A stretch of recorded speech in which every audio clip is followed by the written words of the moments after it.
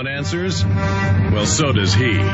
He's Alex Jones on the GCN Radio Network. And now, live from Austin, Texas, Alex Jones.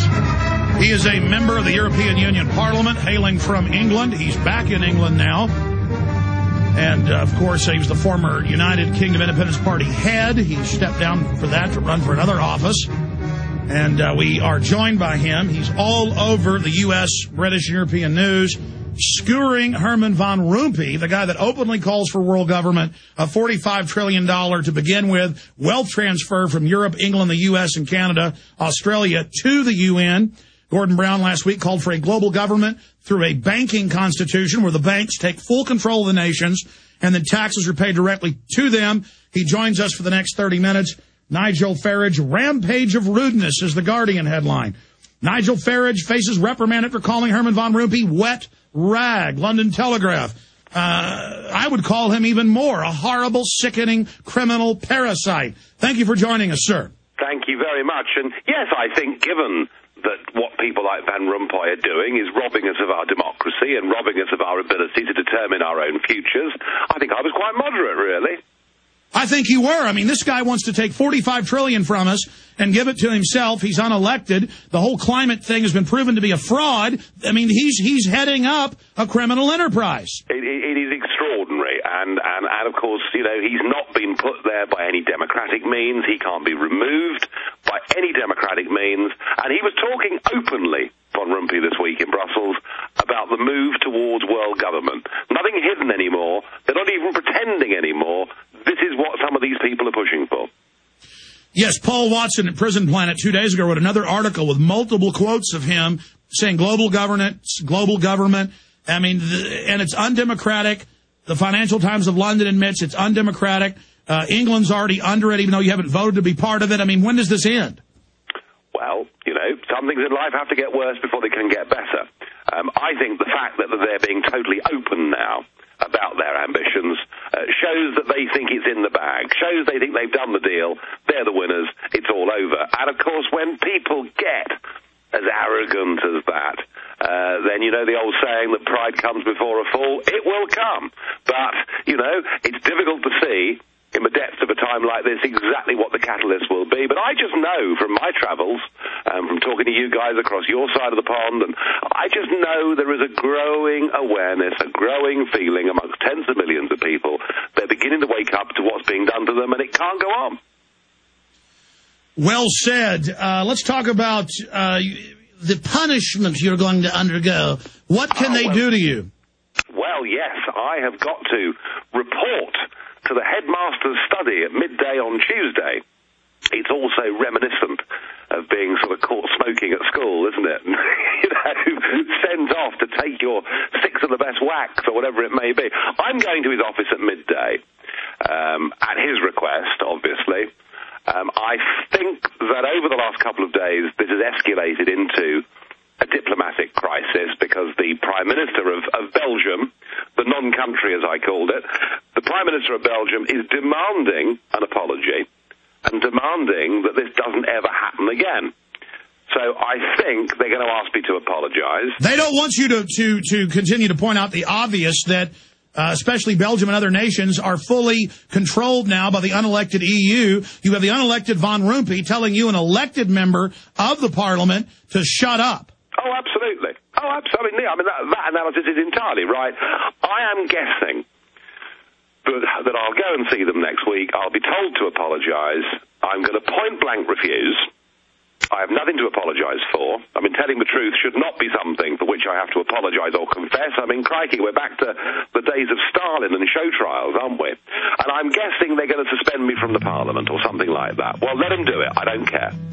That'll only draw more attention to this viperous little demonic creature. I mean, Van Rompuy, just his whole demeanor, not just his actions, is like Pachari. I mean, they look like something out of Oliver Twist or something. Classic villain. Stay there. Nigel Farage, a UK member of the European Union Parliament.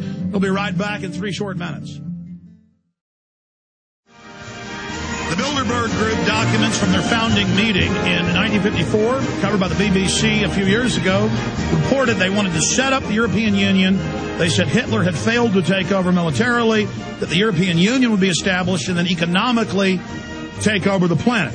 Now they admit the European Union, unelected, the separate group of bureaucrats that control the nations, are now telling the elected members, like Nigel Farage from the UK, part of the European Union Parliament, that he can't criticize Herman Van Rompuy. And he joins us now. He's being called in next Tuesday to be chastised.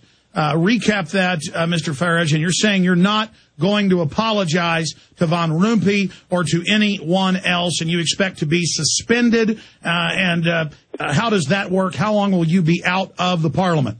Difficult to tell. The Parliament hasn't really, the European Parliament hasn't ever really had to deal with anyone like me.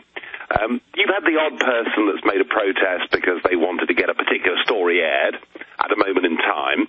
But what they've never had in the European Parliament, they've not had a leader of a group in the Parliament who is utterly, implacably opposed in principle to robbing nation-states of their democracy.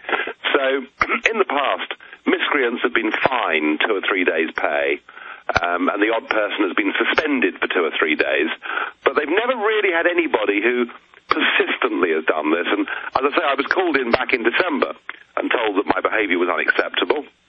I called Rompuy and the Foreign Minister, Baroness Ashton, I called them political pygmies, which I thought was, again, a very gentle description, really.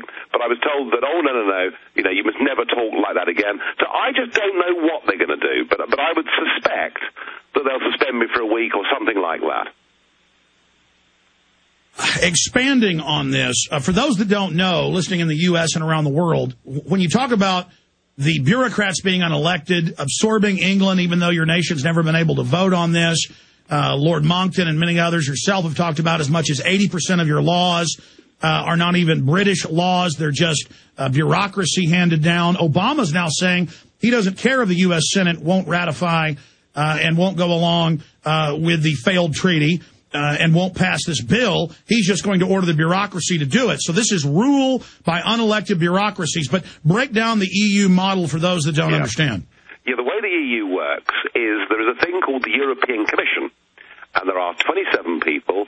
Each is appointed, not elected, but appointed by their own member state, and i.e. their own country, and each of them has a job title and a brief. So you have, someone in charge of health and someone in charge of EU expansion, etc., etc. They have beneath them 30,000 bureaucrats, and the European Commission has the sole right within the European Union to propose legislation and the sole right to repeal, amend, or change legislation. So what happens is the Commission comes up with a law. It gives it to the Parliament. The Parliament messes around with it. The Parliament can delay it a little bit. And then in the end it gets rubber-stamped further down the line by more civil servants. So everything, the way in which our laws are actually drawn up in the European Commission, the whole process is done entirely in secret. The relationship, of course, because with those commissioners and big business, is distinctly unhealthy. And it is a remarkable thing to think that it is the bureaucrats that make law and the parliamentarians that just fiddle around with the implication. And that, in essence, is the model of this system. We cannot vote for commissioners. We cannot remove commissioners. It is the absolute destruction of democracy and the victory of bureaucracy. So here's a cheap analogy. Tell me if you agree. They're hanging England and the rest of the former sovereign nations at a